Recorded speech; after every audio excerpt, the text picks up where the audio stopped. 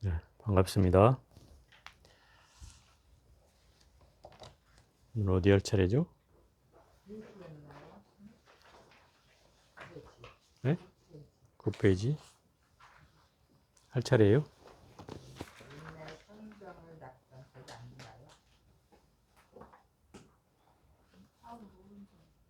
네? 7페이지에?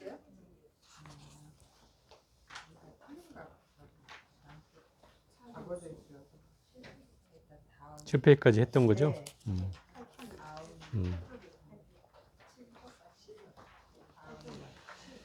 예. 이 좌선이는 첫 시간에도 말씀을 드렸지만 좌선을 하는 기본적인 자세와 마음가짐, 몸가짐, 그리고 그에 대한 가치, 이런 걸 주로 설해놓은 경전이에요. 그렇기 때문에 참선을 한 사람이라면 한 번쯤은 공부를 해야 되는 책이어서 제가 이제 주로 경전만 하다가 지금 이것은 이제 선서거든요. 선서. 옛날 선지식들이 해놓은 선서이기 때문에 이제 부처님 말씀에 맞닿아 있긴 하지만 일부는 이제 오류가 있을 수는 있기 때문에 그걸 감안하시고 들어주셨으면 좋겠고, 제가 첫 번 시간에 얘기했던 것처럼 이 수행을 하는 사람은 어긋나지 않게 하기 위해서도 이 대비심을 일으켜야 된다라고 얘기를 했어요. 대비심이라고 하는 건 중생과 내가 둘이 아니라는 것을 깨닫고서 일으키는 감정, 일으키는 마음이 바로 그 대비심이거든요. 불교는 자비라고 하는 말을 너무 많이 하잖아요. 지혜와 자비는 소위 말하면 불교에서는 두 개의 수레바퀴라고 할 수 있죠. 하나만 굴러가도 한 바퀴만 굴러가면 갈 수가 없잖아요. 두 바퀴가 양바퀴가 굴러가야 되는데 그 두 바퀴가 양쪽에 하나는 지혜를 이고 가고 하나는 자비를 이고 가야 된다 이 말이죠. 이 어느 것 하나도 어긋나면 이거는 절름발이가 밖에 될 수가 없다 이 말이에요. 불교 수행은 그런 거예요. 그래서 이 수행자라도 대비심이 기본적으로 내 안에 있어야 된다. 그 대비심은 첫 번째는 원력이어야 되고, 두 번째는 정진이어야 되고, 세 번째는 모두에게 회양하는 마음이어야 된다 이 말이에요. 그런 기조를 가지고서 이 수행에 임해야 된다. 왜냐하면 그래야 수행이 삿되지지 않아요. 잘못되지 않는단 말이에요. 저번에 제가 살았던 과거를 얘기하면서 얘기를 했었는데, 그렇기 때문에 이 좌선이라는 것을 공부할 때는 좀 더 부처님의 가르침에 입각해서 접근을 해야 된다 이 말이죠. 그 전까지는 이제 다리를 어떻게 올리고 또 손을 어떻게 하며 해서 길상자, 항마자를 얘기했잖아요. 길상자, 항마자는 부처님께서는 길상자를 했다고 그래요. 경전에는. 물론 항마자를 하신 적도 있지만 깨달음을 얻을 때는 길상자를 통해서 깨달음을 얻었다. 그러면 길상자라는 것은 오른발이 위로 올라가는 형태를 말한다. 최종적으로 오른발이 올라가고 오른손이 올라가는 형태가 길상자예요. 보살님들이 지금 하고 있는 자세가 길상자고, 거사님이 하고 있는 자세는 현재는 항마자다. 항마자는 왼발이 위로 올라가고 왼손이 위로 올라가는 이런 형태로 되어 있는 것이다. 근데 이게 이제 중국이라는 나라에 오면서 항마자가 더 유행을 했어요. 그 이유가 뭐냐면 우리가 어떻게 부처님이 아닌데 부처님을 흉내낼 수 있겠나. 그래서 우리는 부처님이 아닐 때, 부처님이 되기 전에 했던 자세를 취해야 된다. 이래서 항마자를 주로 했던 거죠. 그 항마자의 의미가 결국 마구니를 항복받는 것이 항마자니까 내가 수행하면서 장애가 되는 것을 극복하려면 왼쪽으로 앉아야 이게 가능하다. 그래서 중국 사람들은 거기에다가 이제 덧붙여진 게 음양오행이라고 해서 음양오행을 따져가지고 그 왼쪽으로부터 기운이 흐른다. 그래서 좌식을 해야 된다. 이렇게 얘기했던 거죠. 그게 이제 좀 달라진 측면이고, 그런 영향권에서 우리나라에 이제 이게 들어오다 보니까 우리나라 사람들도 무조건 왼손을 올려라. 그죠? 여러분들 아마 처음에 절에 와가지고 스님들이 참선한다 그러면 무조건 왼발 왼손을 올려라 그랬어요. 남녀를 불문하고. 그죠? 그렇게 했어요. 그러다 보니까 그 왼발에 왼손을 올렸을 때 맞는 사람은 사실 엄격히 말하면 이제 남녀를 구분해서 얘기한다면 이제 남자한테는 좀 더 좋은 자세이고 여자한테는 좋지 않은 자세다. 초학자한테는. 그래서 이제 이런 상황을 이제 맞물려서 저희가 얘기할 때는 이제 달리 해서 앉게 하는 거죠. 그래서 자, 한번 읽어가면서 보겠습니다. 8페이지 왼쪽으로 기울거나 오른쪽으로 치우쳐서도 안 되며 앞으로 구부리거나 뒤로 젖혀서도 안 되고 허리와 척추, 머리와 목을 서로 일직선이 되게 하며 모습이 부도와 같게 하고 또 몸을 지나치게 곧게 세워서도 안 되며 호흡이 가빠서 불안하게 해서도 안 되느니라. 그러니까 이거는 여러분이 자세를 한번 잘 지켜보면 이 말이 무슨 말인지를 알 수 있을 것 같아요. 여러분 정진할 때 이렇게 유심히 보면 어떤 분은 이렇게 한쪽으로 이렇게 옆으로 오른쪽으로 기울어져 있는 분이 있고 어떤 분은 또 왼쪽으로 이렇게 기울어져 있는 분이 있다. 본인들은 알지 못하는데 앉아 있는 모습이 보면 그렇다 이 말이에요. 그것은 내 생활 습관이 예를 들어서 오른쪽으로 많이 쓴 사람들은 당연히 오른쪽으로 돌아갈 것이고 왼쪽으로 많이 쓴 사람은 왼쪽으로 돌아가겠죠. 그게 자연스러운 현상이에요. 그런데 이 자세를 앉으려면 어떻게 해야 이 자세를 고칠 수 있냐면 이제 좌우로 흔들으라는 거예요. 말하자면 왼쪽으로 기우가 오른쪽으로 치우쳐서 안 되니까 좌우로 흔들고 앞뒤로 흔들고 이렇게 앞뒤로 흔들면 그러면 이제 중심이 딱 잡힌다 이거죠. 그 상태에서 내가 정중앙에 이 백회열이라고 하잖아요. 정수리. 이 정수리가 머리를 딱 잡았을 때 제일 정중앙에 위치해야 되죠. 그리고 그 중심을 따라서 코와 목과 가슴이 그대로 따라 내려와야죠. 그래야 일직선이 되는 거 아니에요. 이렇게 일직선이 되는 거예요. 그리고 나서 허리를 막 고추 세우라는 게 아니고 여기서는 부두와 같다 그랬잖아요. 여보세요? 그 부두와 같다는 말은 어떤 얘기냐면 이런 거예요. 그 부두가 우리 절에 가보면 부두 보셨죠? 그 부두가 둥그랗게 생겨가지고 뭐 좀 다른 모양도 있지만 대체로 부두를 보면 어떤 생각이 드냐면 되게 편안해 보인다. 안정되어 있다. 이렇게 보이잖아요. 그러니까 우리가 자세를 잡았을 때 그와 같이 아, 저 사람 참 편안해 보인다라는 마음을 가질 수 있게끔 내 의식도 편안해야 되고 몸은 허리는 세워지되 긴장이 이완돼야 돼요. 핵심이 그거예요. 긴장이 이완돼야 돼요. 긴장된 채 허리를 세우고 있으면 이제 여기서 뻣뻣한 자세가 되는 거죠. 그래서 막 억지로 이렇게 세운 것 듯해서 나중에는 이제 허리가 아파오고 힘들어지죠. 그래서 자세는 바른 자세를 해야 된다. 왜 바른 자세를 해야 되는가? 그러면 이제 기운이 편안하게 흐를 수 있는 자세다 이 말이에요. 여러분이 할 수 있으면 결과부자를 하면 너무 좋은데 결과부자는 제가 함부로 권하지 않는 것은 여러분의 체형과 또 어렸을 때부터 해온 사람이라면 가능하지만 그렇지 않으면 이즘하게 뭐 내가 결과부자를 해보겠다 하면 이건 생병이 날 수도 있다 이 말이에요. 생병이. 그래서 이제 권하지 않는 거예요. 결과를 하면은 어떤 현상이 벌어지냐면 제가 결과를 하고 앉는 거를 제일 습관을 많이 들이고 살거든요. 지금도.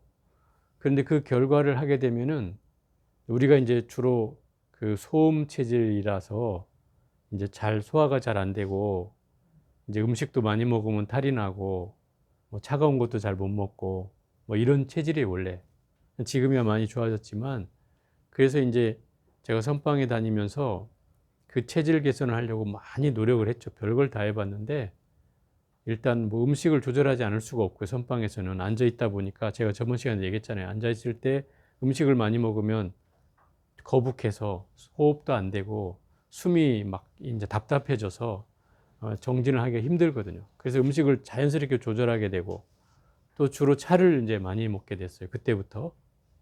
차를 먹으면 왜냐하면 잠을 첫째 쫓는 일이고 차를 먹으면 잠이 좀 아무래도 깨어 있으니까 잠을 덜 오게 하고 또 두 번째는 차를 통해서 뭔가 혈액순환을 좀 해서 호흡이 좀 편안해지게 하게끔 하는 요소도 있죠.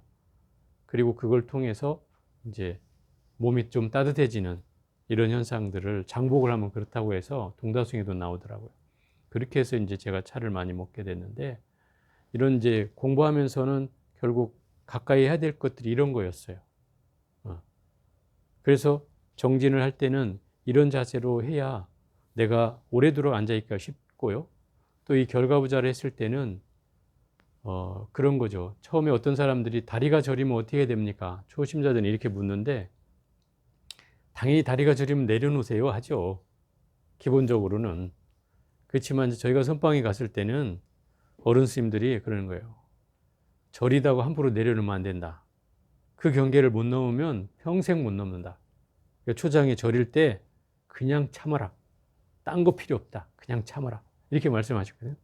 그래가지고 제가 처음에 그 저릴 때 결과부자를 하고 앉아서 저릴 때 막 이제 버티는 거죠. 근데 그때 그러다가 이러다 죽을 것 같다 막 이런 생각이 드는 거예요. 처음에 이제 못 넘었을 때는 이러다 막 저려가지고 어떻게 하지 하는 그 걱정이 앞서는 거죠.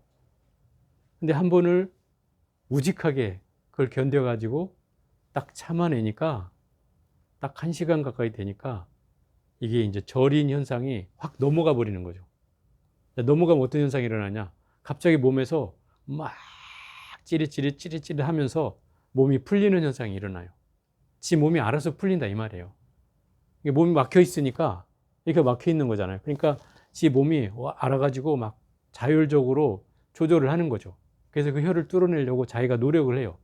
나는 가만히 있는데도. 몸뚱아리가 그렇더라 이 말이에요.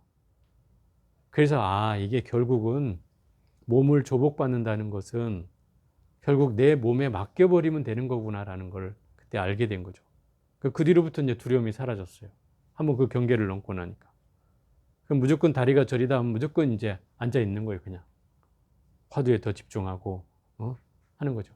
그러다 보면 어느 순간 휙 넘어가요. 한 번 넘어가지면 2번 넘어가는 게 쉽고, 3번 넘어가는 건 더 쉽고, 나중에는 저린가 싶으면 또 풀려 있어요. 너무 쉽게 풀려져 있어요. 그게 이제 반복되니까 그게 쉽게 넘어가게 되더라 이 말인 거죠. 여러분들 저릴 때는 막 정신 없잖아요. 그죠? 아파가지고 어떻게 해볼 줄이 없어서 막 다리를 풀었다 놨다 하는데, 한번 이 경험을 한번 해보시면 아마 그 두려움이 사라질 거라고요. 물론 보살님한테 억지로 하라는 얘기는 아니에요.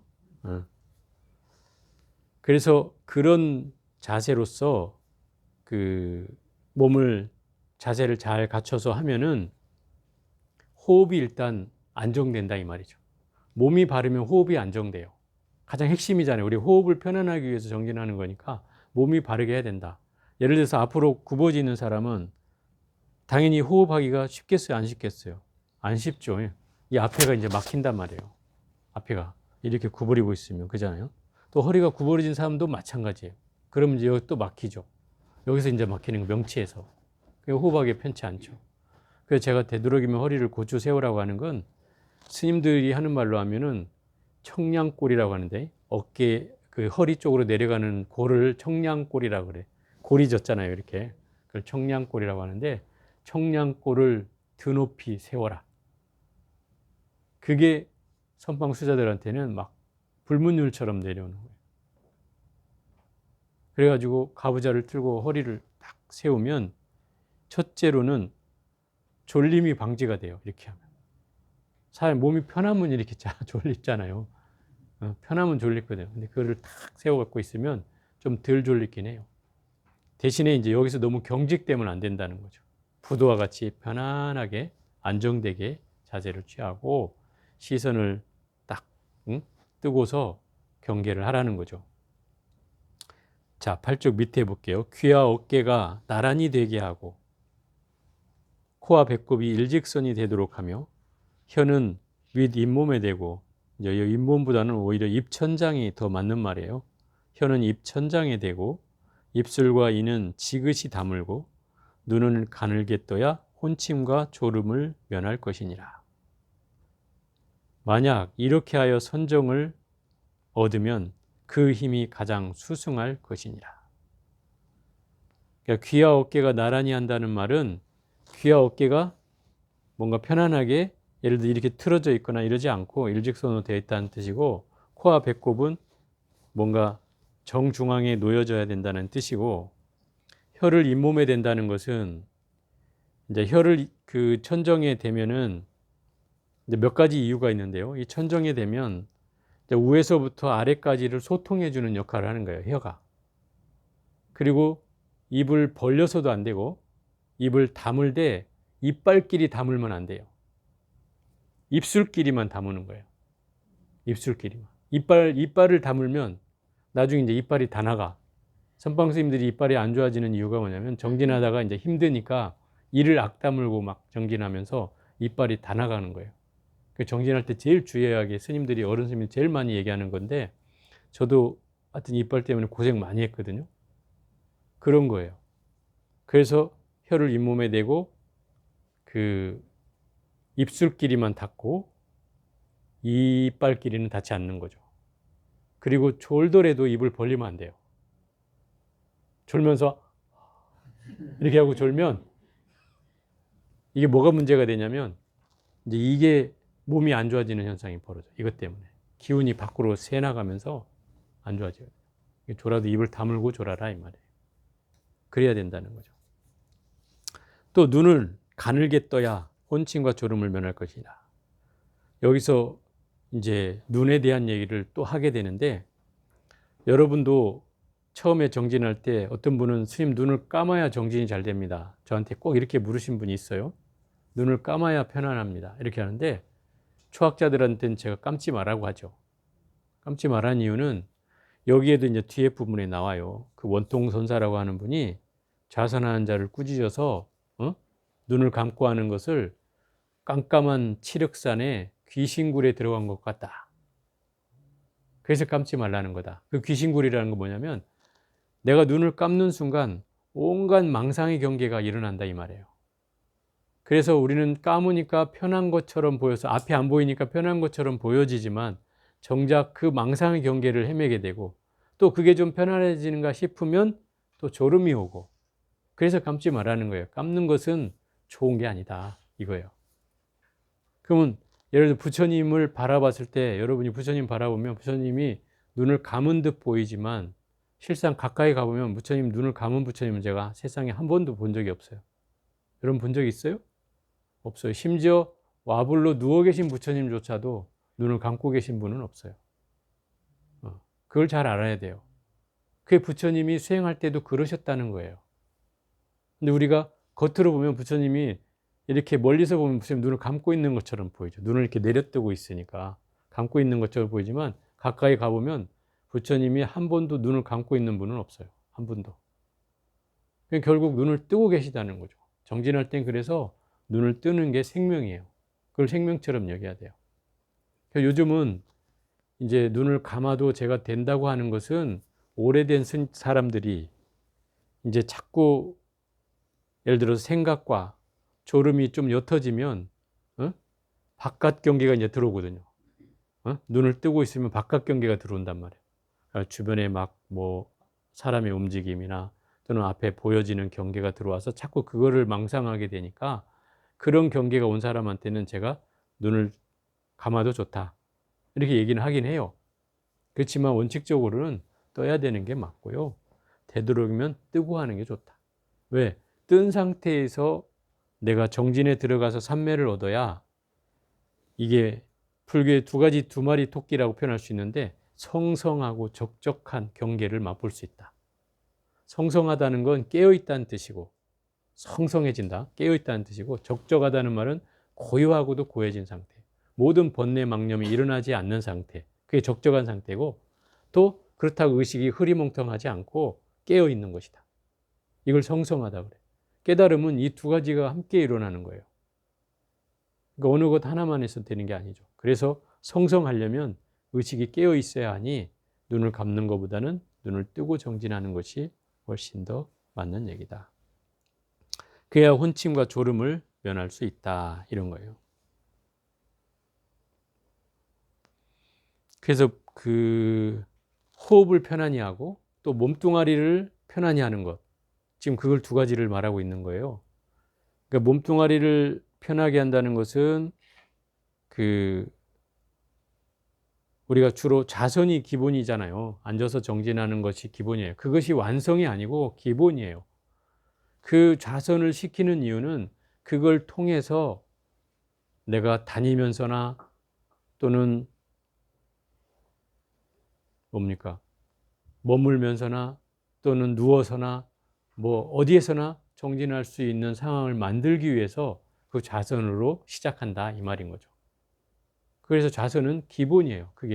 그걸 통해서 모든 수행을 해나갈 수 있기 때문에 그런 거예요. 그래서 이렇게 해서 선정을 얻으면 그 힘이 가장 수승할 것이다. 옛날 선정을 닦던 고승은 언제나 눈을 뜨고 자선하였고 법은 온통 선사 또한 눈을 감고 자선한 자를 꾸짖어 검은산의 귀신굴이다라고 하였으니 여기에 깊은 뜻이 있어 통달한 자는 알 것이니라. 그러니까 검은산의 귀신굴이라는 말 자체를 우리가 잘 알아봐야 되는데, 예를 들어 우리가 검은산에 들어가서 그 귀신이 있다고 쳐봐요. 그럼 어떤 마음이 일어날까요? 무섭겠죠. 두렵겠죠. 불안하죠. 그죠? 이런 감정이 끊임없이 일어난다 이 말이에요. 그러니까 계속 망상 경계가 끊임없이 일어나게 된다 이 말이에요. 그래서 웬만하면 눈을 감지 마라 이런 거예요. 스님들도 정진할 때 제일 두 가지가 이제 해로운 건데, 하나는 혼침이고 하나는 졸음이죠. 아니 혼침과 망상 그거예요. 그 혼침은 멍해지는 거죠. 오후 2시쯤 이제 여러분들 요 시간쯤 되면은 정진하라면 막 사복사복 잠도 오고 그냥 꿀맛같이 잠도 오고 눈만 감으면 잘 것 같고, 그런 데서 정진하라 그러니까 쉽지 않잖아요. 이제 그런 경계를 만났을 때가 이제 혼침이 오기가 쉽거든요. 비몽사몽인 거죠. 막 정진을 하는데 갑자기 뭐 막 앞을 헤아릴 수 없을 만큼 고개는 땅에 떨어지고 정신은 없고 막 이러면 이게 혼침이에요. 또 그게 좀 괜찮나 싶으면 또 망상이 또 찾아온단 말이에요. 이 경계가 계속 반복돼요. 수행은 그렇더라고요. 이 경계가 반복돼. 그런데 어떤 사람은 그러죠. 어떻게 하면 그럼 이 번뇌를 다 없앨 수 있습니까? 이렇게 얘기하잖아요. 그죠? 어떻게 하면 이 번뇌를 다 없앨 수 있습니까? 그럼 제가 다시 반문하죠. 저도 못 없앴습니다. 저도.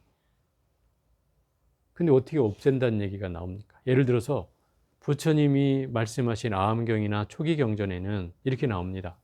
번뇌를 끊어야 된다라고 나옵니다. 네? 번뇌를 끊어야 됩니다. 이렇게 나와요. 근데 이 대승경전에 오면 번뇌는 끊는 것이 아니고 알아차리는 것이다 이렇게 나온다 이 말이에요. 이게 다른 거예요. 그럼 왜 이게 다를까요? 부처님 다른 말을 했을까요? 그게 아니고 초학자한테는 당연히 번뇌를 끊어내야 된다고 얘기해야 된다 이 말이에요. 그리고 공부를 하다 보니까 이게 번뇌가 끊어지지 않는구나라는 걸 알게 될 때쯤에 번뇌는 너와 함께 하는 거야. 그걸 알아차리기만 해. 이렇게 얘기하는 거다 이 말. 그래서 대승경전에 오면 또 뭐라고 해요? 번뇌 즉 보리 이렇게 얘기하잖아요. 번뇌가 곧 깨달음이다. 그 이유가 거기에 있어요. 예를 들어서 반대로 얘기해 보면 이런 거죠. 만약에 번뇌가 없다면 깨달음 얻을 수 있을까요? 못 얻어요. 여러분 번뇌가 없다면 깨달음 얻으려고 할까요? 괴로움이 없는데 내가 뭘 하려고 하겠어요? 아무것도 안 하려고 하죠. 예를 들어서 그 행복한 동물들 있잖아요. 어떤 게 제일 행복해요? 그 동물들이 행복해하는 동물들은 괴로움이 없다고 할 수도 있잖아요. 물론 없는 건 아니겠지만 그 괴로움이 없는 동물들은 먹을 것 주고 뭐 해주면 행복해지잖아요. 다른 걱정거리가 없어요. 그한테 무슨 깨달음이 어디 있고 뭐 자기 동물을 벗어날 게 어디 있어요. 요새 개들이 뭐 사람인 척 하잖아요. 심지어 사람 머리 꼭대기에 올라가기도 하고, 여러분들이 하는 말로 우리 식구라고 하고 우리 아들이라고 하고 우리 딸이라고 하고 여러분 중에 없는 순간 몰라. 어떤 사람은 막 아기 유모차에다가 개를 싣고 이름표까지 붙이고 우리 아들 누구라고 소개하고 그런 모습을 보게 되는데, 결국 뭐 이게 잘못됐다는 건 아니지만 이 동물이 갖는 착각이 있다 이 말이에요. 나도 사람인 줄 안다 이 말이죠. 자기도. 그 사람인 줄 알면 좋겠어요, 안 좋겠어요? 사람을 벗어나려고 안겠죠. 이게 잘못된 거죠. 그러니까 동물은 자기가 동물인 줄 알아야 벗어나려고 할 거 아니에요. 어리석은 줄 알아야 벗어날 거 아니에요. 근데 그걸 모른다면 쉽지 않은 거죠. 그게. 어차피 우리가 그 동물하고 인연이 됐으면 그 동물을 좀 더 사람으로 다시금 태어나게 하거나 공부의 인연을 지어주거나 불연의 인연을 지어주는 게 좋지. 그렇지 않겠습니까? 이건 여담이지만 그렇다는 얘기입니다. 자, 10쪽에 한번 보십시오. 몸의 모양이 이미 안정되고 호흡이 조절되었으면 아랫배를 느슨하게 하고 일체 선악을 생각하지 말라. 몸의 모양이 이미 안정되었다는 말은 아까 말한 대로 자세가 다 바로 갖춰져서 바르게 안정되어서 뭔가 기본적인 수행을 할 만한 자세가 되었다. 또 호흡이 조절되었으면 지금 몸의 모양과 호흡의 모양을 다 얘기했으니까 그게 다 조절되었으면 그 다음에 해야 될 것이 아랫배를 느슨하게 하라 이 말이에요. 아랫배를 느슨하게 한다는 것은 허리띠를 풀어라 이 소리죠. 호흡을 하는데 그렇다고 호흡을 인위적으로 하라는 뜻은 아니고요. 호흡을 편안하게 하는데 배가 쪼이면 힘드니 쪼이는 옷을 입어서도 안 된다 이 말인 거예요. 따져보면. 제가 그래서 선방에 있으면서 제일 안타까웠던 게 10년 동안 여러분들 막 직장 갔다 오셔가지고 이게 타이트한 옷 입고 오신 분은 앉아서 정진할 때 쉽지 않잖아요.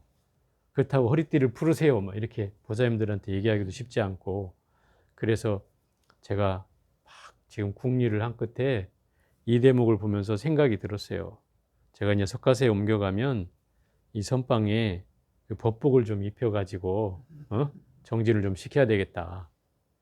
조끼하고 이 펑퍼짐한 옷 여러분들이 싫어할지 모르지만 참선할 땐 최고로 좋은 옷입니다. 입어보면 되게 편합니다.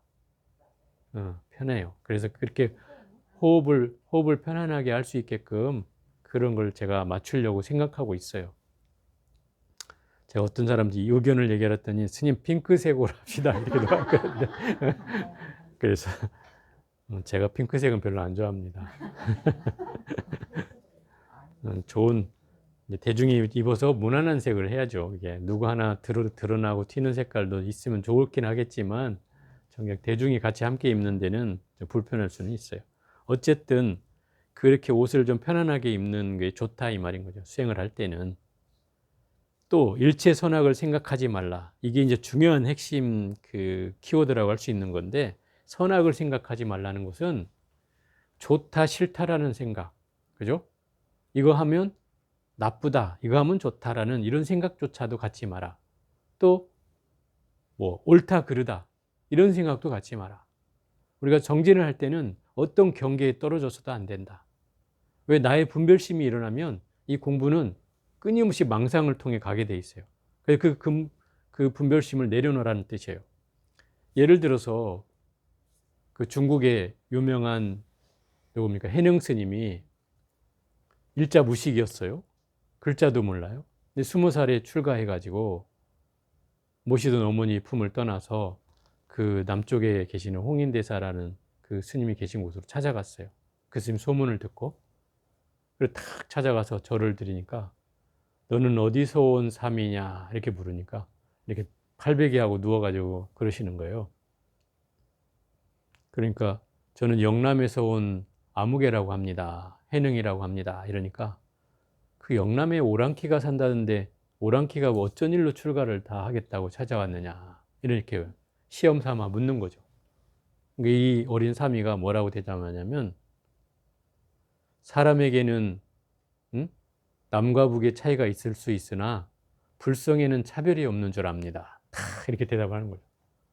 그 말에 이 머리를 베고 앉아있던 이 홍인대사가 벌떡 일어나 앉아요. 그리고 자세를 탁 고쳐잡고 앉아서 여법하게 앉으셔서 너는 주인이 있는 삶이냐 주인이 없는 삶이냐 이렇게 물어요.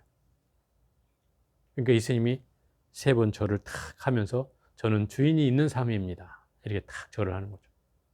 절하는 당신이 나의 주인이다 이런 소리예요.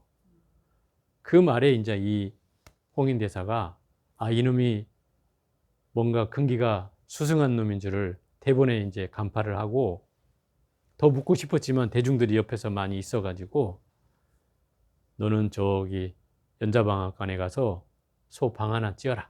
그러면서 그 행자를 하라고 그리 보내는 거죠.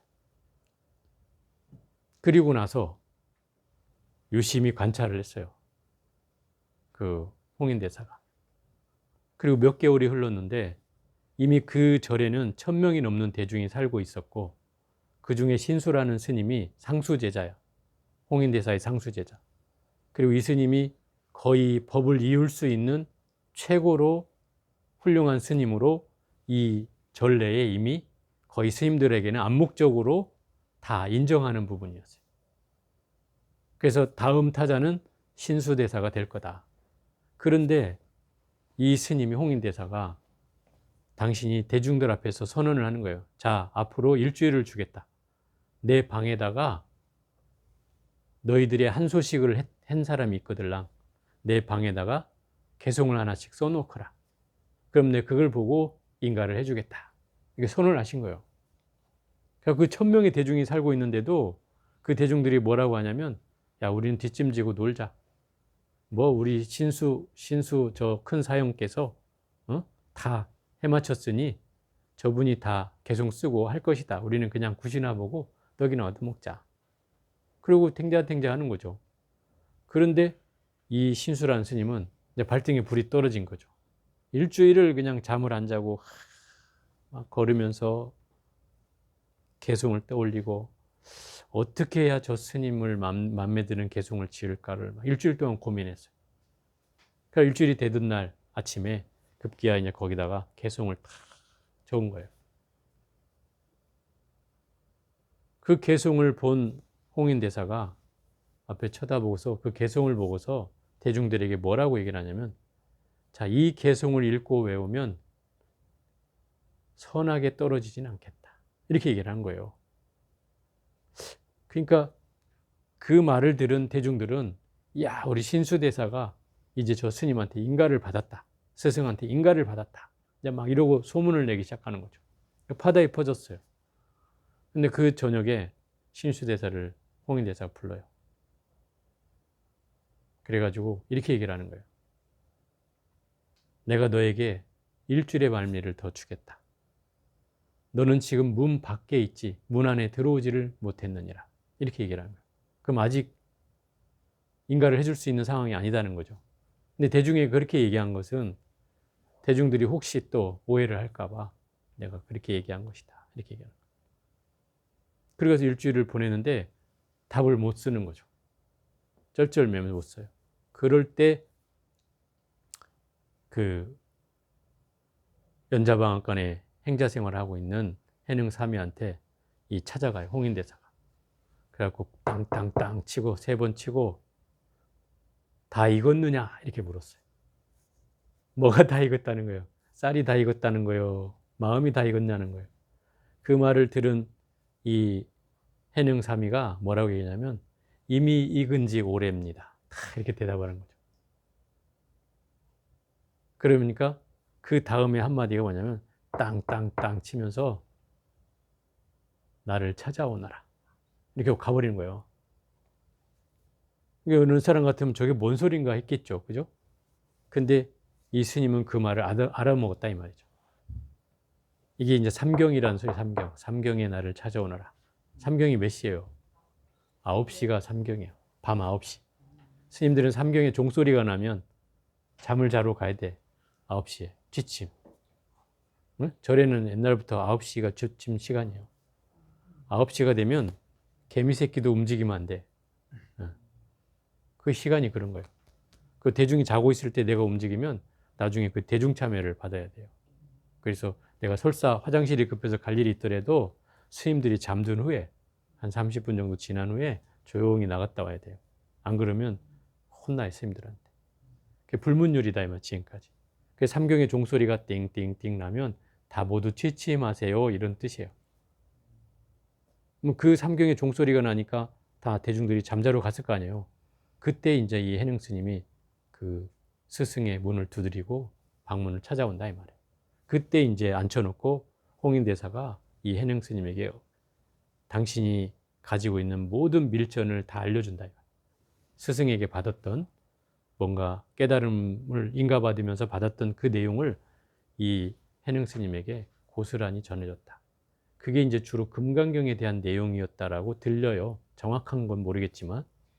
왜냐하면 그 전까지는 경전의 내용이 다른 경전을 주로 얘기를 했었는데 이 해능 스님부터 이제 금강경이 막 설해지기 시작하거든요. 그래서 이제 그런 내용이 이제 흘러나왔어요. 그리고 어쨌든 그날 이 새벽까지 이 스님에게 그 밀전을 전하고 나서 이 해능 스님을 떠나보내요. 가사와 바루를 의발을 전수해주고 떠나보내요. 왜냐하면 천명의 대중이 아는 순간 이 스님은 안위가 이제 걱정이 될 상황이었기 때문에, 왜냐하면 그 천명의 대중이 이미 한 사람만 바라보고 있는데, 신수대사만 바라보고 있는데 일개 3위 20살짜리가 법을 얻었다는 소식이 전해지면 의발은 뺏기고도 남을 일이었던 것도. 그래서 스승이 이 스님을 피신시키는 거죠. 그리고 남쪽으로 내려가서 숨어서 지내다가 인연을 만나거든 그때 법을 피거라, 이런 거죠. 그래서 남쪽으로 보냈어요.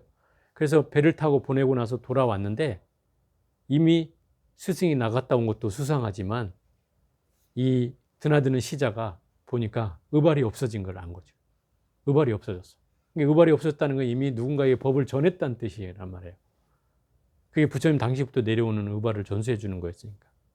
그런 상황이 되니까 대중에 이미 삽시간에 퍼졌고 그 천명의 대중 가운데 난리가 난 거죠, 이제.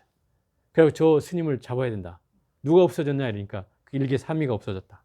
그럼 그 3위를 빨리 잡아라. 이래가지고 제일 빠른 스님들이 선발대가 되어서 쫓아간 거예요. 그러니까 해능 스님이 한참 이제 강을 건너고 산을 넘고 가다가 한 고개를 넘어가는데 뒤를 돌아보니 저 뒤에서 먼지를 막 풀풀 날리면서 뛰어오는 스님이 있는 거죠. 아, 나를 잡으러 왔구나. 벌써 이제 그걸 감지를 하고 당연히 바위에 탁 앉아서 의발을 옆에 탁 놓고 이제 포기하고 있는 거예요. 잡아가려니 하고. 그러고 있으니까 그 해명 스님이라는 스님이 찾아와요. 그리고서 의발을 가지러 왔다 그런 거죠. 그 바위 옆에다 탁 놓은 거를, 자, 의발을 가지고 가게. 나는 이거 필요 없네. 그런 거죠. 그 해명수자가 의발을 딱 잡는 순간에 의발이 꼼짝도 안 하는 거죠. 붙어서. 이 힘이 센 스님인데도 아무 힘을 당해낼 수가 없어요. 그냥 그대로 있는 거예요. 그때 이제 이 해명수자가 깨닫는 거죠. 아, 이 스님이 정말 의발을 받아야 될 사람이구나. 그래서 그 자리에서 이 해명수자가 그 어린 사미에게 절을 해요. 절을 탁 하면서 그렇게 얘기를 하죠. 사실 제가 여기 온 뜻은 이 의발을 가져가려는 뜻도 있지만 사실은 더 분심이 났습니다. 제가 분심이 났던 이유는 나보다 어린 사미가 깨달음을 얻었다는 소식이 저한테는 정말 견딜 수 없는 분심이 일어났습니다. 저렇게 어린 사미도 깨달음을 얻는데 왜 나는 몇 년을 공부했는데도 깨달음을 얻지 못하는가에 대해서 스스로 자괴감이 들어 제가 스님께 꼭 찾아서 이 말씀을 드리고 싶었습니다. 이렇게 막 얘기를 하는 거죠. 그러면서 저에게도 한 자락의 법문을 들려주십시오. 이렇게 해요. 그때 한 얘기가 뭐냐면, 잘 들어야 돼요. 해명수자 이렇게 불러요. 예, 그러니까 불사선 불사악하라. 선도 생각지 말고 악도 생각지 말라. 부모 미생전 본래 면목인고, 이렇게 얘기한다. 선도 생각지 말고 악도 생각지 않으면서 네가 부모로부터 몸받기 이전에 너의 본래 면목, 참모습은 무엇이냐? 이렇게 묻는 거예요. 여러분, 부모로부터 몸받기 전에 내 참모습이 뭐예요? 알아요? 모르죠? 그걸 물은 거예요. 모르는 거를. 근데 이때 해명수자가 그 말을 듣는 순간 깨달음을 얻어요. 순식간에. 이게 우리 전제되는 정부가 바로 불사선 불사악하라요. 잘 들어야 돼요. 그럼 화두를 들 때 생각으로 짓는다라고 하지만 생각으로 짓는 게 아니에요. 그걸 잘 알아야 돼요. 화두는 생각 이전의 걸로 드는 거예요. 이목고 하라 그러면 그 이목고의 말에 우리는 걸리게 되는데 말이 일어나기 전으로 들어가는 거예요. 말하는 놈이 누군가. 그걸로 들어가는 거란 말이에요. 나의 본질로 들어가는 거예요. 부모로부터 몸받기 이전에 나의 본질로 들어가는 거다 이 말이에요. 그게 화두예요. 그게 수행이고.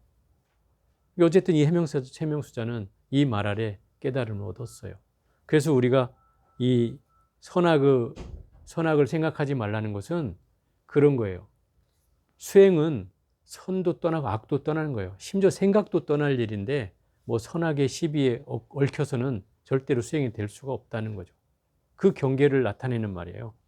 몸가짐, 마음가짐 뭐 다 가져야 되지만 정작 이런 경계로부터 자유로워야 된다 이 말인 거죠. 생각이 일어나면 곧바로 알아차려야 하고 알아차리면 곧 사라지리라. 이게 생각이 일어날 때는 여러분들이 화두를 들거나 또 나무불을 하다가 생각이 일어나면 어떻게 해야 돼요? 알아차리면 다시 호흡으로 들어가는 거예요. 또 나무불로 들어가고 또 나무불 하다가 또 생각이 일어나면 또 생각했구나. 또 알아차리면 다시 또 제자리로 들어가는 거예요. 이게 반복돼야 되는 거예요. 왜냐하면 생각이라는 것은 끊임없이 우리는 일어나는 습관에 젖어 있기 때문에 내가 놓치면 생각은 계속 가잖아요. 계속 흘러가게 돼 있어요. 그러면 그 생각에 휘둘려지면 우리는 절대로 자유로워질 수가 없어요. 그래서 이 생각이란 놈은 가만히 내버려 두면 곱비 풀린 망아지 마냥 사방팔방을 뛰어다녀요. 그래서 옛날 스님들이 소곱비를 잡듯이 이 마음의 곱비를 쪼여라 이렇게 얘기하는 것이 바로 그 생각이란 놈을 알아차리라는 거예요. 알아차리는 순간은 생각이 딱 잡히거든요. 알아차리는 순간. 그래서 자꾸 알아차리고 있으면 생각이 더 이상 꿈틀거리지 않게 된다 이 말이죠. 알아차리고 있으면. 그 알아차린다는 결국 집중하고 있다는 뜻이에요. 나를 집중하고 있는 거예요. 내 말하는 놈이 누군지, 지금 화두를 드는 놈이 누군지, 또 나무불을 하는 놈이 누군지를 살피고 있으면 다른 생각이 들어오지 않는다 이 말이죠. 그 경계가 우리가 수행하는 경계예요. 또 오래도록 반연을 잊으면 저절로 한 덩어리를 이루리니, 반연을 잊는다는 것은 우리가 세속적인 인연사 모든 것들을 말하는 거예요. 우리가 관련 지어진 것들이 많잖아요. 부모, 자식, 남편, 그죠? 또 주변의 친구, 동료, 뭐 주변에 뭐 같이 일하는 직장 동료 등등의 이런 사람들의 인연에 의해서 우리는 살아가기도 하지만 이 인연의 고리가 내가 정진할 때는 이제 방해가 되는 거죠. 그죠? 여러분들 뭐 맨날 하는 소리로 뭐 가스불 안 끄고 간 것 같아. 뭐 아들이 오늘 밥은 먹었나? 우리 남편은 뭐 오늘 잘 뭘 했나? 이런 걱정거리를 우리 늘 가지고 있잖아요. 그런 걱정거리가 있으면 있을수록 이 정진은 될 수가 없죠. 그죠? 그래서 이 주변 인연을 정리해야 된다는 뜻이에요. 설사 내가 뭐 남편을 정리하고 가족을 정리하라는 뜻은 아니고 주변에 불필요한 인연들을 정리하라는 거예요. 그러니까 불필요한 인연이 많으면 내가 또 그 사람과 관련된 인과관계가 생기잖아요. 좋든 싫든 생기게 돼 있거든요. 그러면 거기에 또 끌려가기도 하고 또 그것 때문에 불편해지기도 하고 괴롭기도 한단 말이죠. 그래서 그런 경계를 내려놔야 된다 이 말이에요. 그래서 그런 반연을 잊으면 저절로 이 수행과 한 덩어리를 이룰 수 있다. 여기서 말하는 이 자성일편은 내가 화두를 들든 또는 나무불을 하든 거기에 내가 몸뚱아리와 한 덩어리를 이루는 걸 말한다. 한 조각이 되는 거예요. 딱 몸과 마음이 마치 하나가 되어서 오로지 거기에만 전심전력할 수 있는 말이다. 이런 거죠. 우리 절제반에서 쓰는 말 중에 전력투구라는 말이 있어요. 전력투구. 전력투구란 말 아마 여러분들은 야구 선수가 공을 포수한테 던질 때에 전력투구를 해야 된다 이런 얘기는 들어봤을 거예요. 근데 이 전력투구라는 말이 사실은 절제반에서 나온 말이에요. 그 전력투구라는 무슨 말이냐면 내 화두 하나에 온 몸과 온 마음을 써서 거기에 집중한다는 뜻이에요. 마치 그 화두 하나에 내가 저번 시간에 한번 제가 얘기했죠. 호흡을 하다 보면 미세한 호흡까지 하게 되면 이 땀구멍, 털구멍으로 호흡이 다 된다고요. 그러면 그 모든 집중을 하게 되면 그 호흡하는 모든 구멍으로 집중이 되는 거예요. 그래서 심지어 어떤 책에 보면, 선사들 책에 보면은 이 털구멍이 365개래요. 내가 세보진 않아서 잘 모르겠는데 그 선사들이 말에 의하면 그렇게 나와. 이 365개의 털구멍을 다 화두를 들으라는 거예요. 한쪽에만 삐쭉 들면은 안 되고 온 점심 전력을 다해서 온몸으로 들어야 된다는 거죠. 그게 하나가 되면은 나와 몸뚱아리가 이 화두와 함께 한 덩어리가 되는 걸 말한다. 그게 이제 1편이 되는 거예요. 이것이 자선의 중요한 비결이다 이 말이에요. 비결이 뭔지는 알았죠? 네, 그런 거예요. 이런 비결로서 우리가 수행을 해나가야지 이 수행이 더 깊어지고 여법해진다는 거죠. 간절히 말하자면 자선은 몸과 마음을 편안하게 하는 법문이지만 사람들이 흔히 병을 얻는 일이 많은 것은 대개가 마음을 잘못 쓰기 때문이다. 왜 마음을 잘못 쓰게 되는가 하면 처음에 정진할 때 제가 아까 얘기했잖아요. 여기서 자선위에서 뭐라고 했죠? 대비심을 세우라고 했잖아요. 처음에 수행하는 자는 대비심을 세워야 한다 이랬잖아요. 못을 박았단 말이에요. 이게 사실은 모든 병통이 생기지 않게 하는 방법이에요. 반대로 얘기하면 내가 대비심을 세우지 않고 공부하기 때문에 마음이 흐트러지고 또 몸에 탈이 나고 또 몸에 탈이 나니 정진이 안 되고 이런 악순환이 계속된다 이 말이죠. 저도 초학 때는 못 모르고 오로지 한 일주일이면 또는 한 철이면 다 깨달을 줄 알았어요. 전방 가서 한 일주일 한 철만 하면 깨닫겠지. 그래갖고 열심히 살아봤는데 한 철 동안을 제가 뭘 하고 있었나를 생각하니까 내가 살아온 삶을 정리하고 있더라고요. 한 철 동안을. 그러니까 내가 그 출가를 해서 살아오는 동안 또는 속가에서부터 뭐 어린 시절부터 기억날 때부터 또 출가해서 선방에 올 때까지 살아오는 동안에 있었던 인과관계를 다 정리하고 있더라니까요.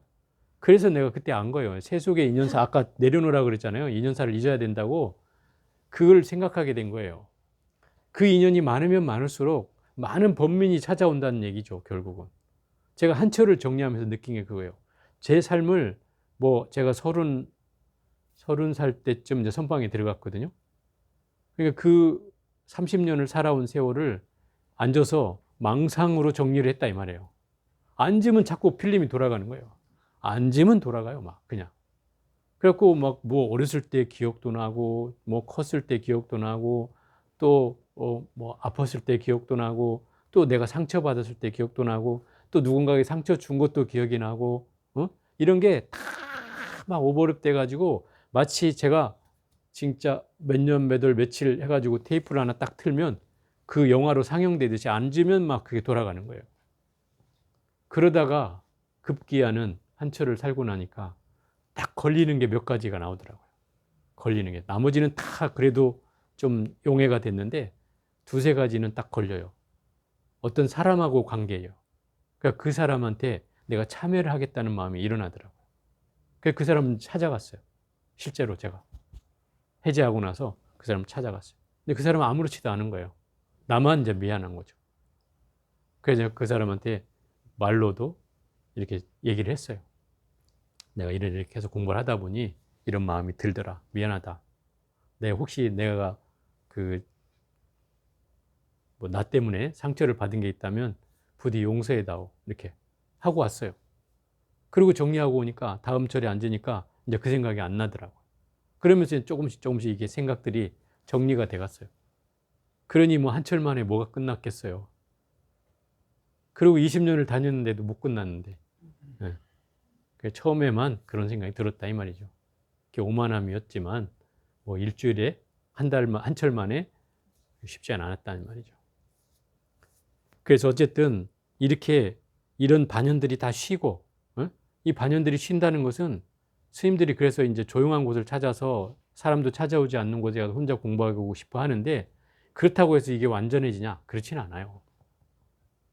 공부를 하다 보면 처음에는 이런 경계가 필요할 수는 있는데 어느 정도 들어가면은 그때는 이제 주변이 시끄럽고 뭐 고요하고 이런 경계는 이제 떠나야 되는 거예요. 못 떠나면 이제 더 이상 깊어질 수가 없어요. 그 단계에서. 그럼 고요한 곳만 찾아다녀야 되는 거죠. 근데 세상엔 그렇지만은 않잖아요. 아무리 절간이어도 고요한 곳만 있지는 않아요. 그렇잖아요. 관광객이 많이 오는 사찰은 선방도 똑같은 선방에 조용한 곳에 있긴 해요. 선방에 절에서도. 그렇지만 관광객이 많이 드는 사찰에는 늘 관광객 소리가 들리잖아요. 그럼 새벽이나 저녁 때나 조금 조용할까? 낮에는 막 버글버글 소리가 난단 말이에요. 그런 경계를 내가 만나서도 거기에도 초연할 수 있어야 되는 거죠. 그런데 그 조용한 곳만 찾는 사람은 그런 소리에 또 걸린단 말이죠. 그럼 절대로 깊어질 수가 없죠. 그래서 어쨌든 이런 경계를 내 스스로 넘어야 한다 이 말이죠. 결국은 그 마음을 잘못 쓰는 이유는 원력을 세우지 않고, 아까 말한 대로 두 번째, 정진을 제대로 하지 않고, 세 번째, 방편을 제대로 쓰지 않아서이다. 이 세 가지를 통해서 결국 마음이 잘못 쓰여지기 때문에, 그래서 마음에 병을 얻고 몸에 병을 얻고 하는 것이다, 이런 얘기죠.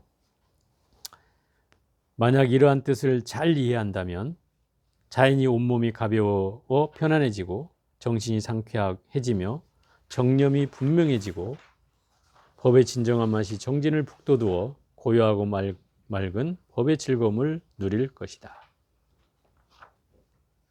그러니까 지금까지 내 몸과 마음과 또 생각과 주변의 인연까지 다 정리해서 몸과 마음이 편안하게 얻게 되면은, 당연히 그렇게 해서 수행을 한다면 온몸이 가벼워 편안해진다. 온몸이 가벼워진다는 것은 이런 뜻이에요. 4대 경환이라고 이제 한문으로는 되어 있는데, 몸뚱아리가 가벼워지는 것은 예를 들어서 내가 가지고 있는 몽롱하거나 혼침 같은 게 사라질 때를 말하는 거예요. 정진하다가 이 혼침이 사라지게 되면 사람이 갑자기 호흡이 되게 편안해지면서 몸이 막 가벼워져요. 어떨 때는 막 몸이 붕둥 뜰 것 같은 이런 느낌이 착각이 들 정도로 그렇게 가벼워질 때가 있어요. 그게 이제 신경이라고 하는 거예요. 몸이 가벼워졌을 때. 또 마음이 편안해진다는 것은 어떤 때냐면 마음에 일어나는 망념이 사라질 때예요. 들뜨는 마음이나 어지러운 마음들이 사라질 때, 그걸 도거라고 하는데, 도거가 사라질 때 마음이 편안해지는 거예요. 그러니까 몸이 편안해지는 건 결국 혼침이 사라질 때고, 또 이 마음이 편안해질 때는 바로 이 어지러운 마음과 들뜨고 이렇게 일어나는 번뇌 망념이 일시적으로 해도 사라질 때, 그때 마음이 편안해진다 이 말이에요. 그래서 이걸 4대 경환이라고 하는 거예요. 이 두 가지가 갖춰져야 몸도 가벼워지고 정신도 상쾌해지고 정념이 분명해져서 알아차림이 분명해지고 법의 진정한 맛이 정신을 북돋우어 고요하고 맑은 법의 즐거움을 누릴 것이니라. 법의 진정한 맛이라는 것을 이걸 법미라고 하는데요. 법미라고 하는 것은 부처님의 가르침이 진리의 맛을 가지고 있다. 맛에 비유한다면 그렇다는 거예요. 법미, 진리의 맛을 가지고 있어서 그 진리의 맛은 뭐 맛으로 따질 수 있는 게 아니고 또 거기에 탐닉할 수 있는 것도 아니고 진리 그 자체의 맛이니 영원불멸한 없어지지 않는 그 맛이다 이 말이죠. 그래서 이 맛은 고요하고 맑은 법의 즐거움을 누릴 수 있는 것이다, 이런 거예요. 그래서 이런 경계를, 아까 말한 그 혼침이 사라지는 경계가 뭐겠어요, 그게? 예? 그게 이제 몸이 편안해진 거라고 했어요. 그죠?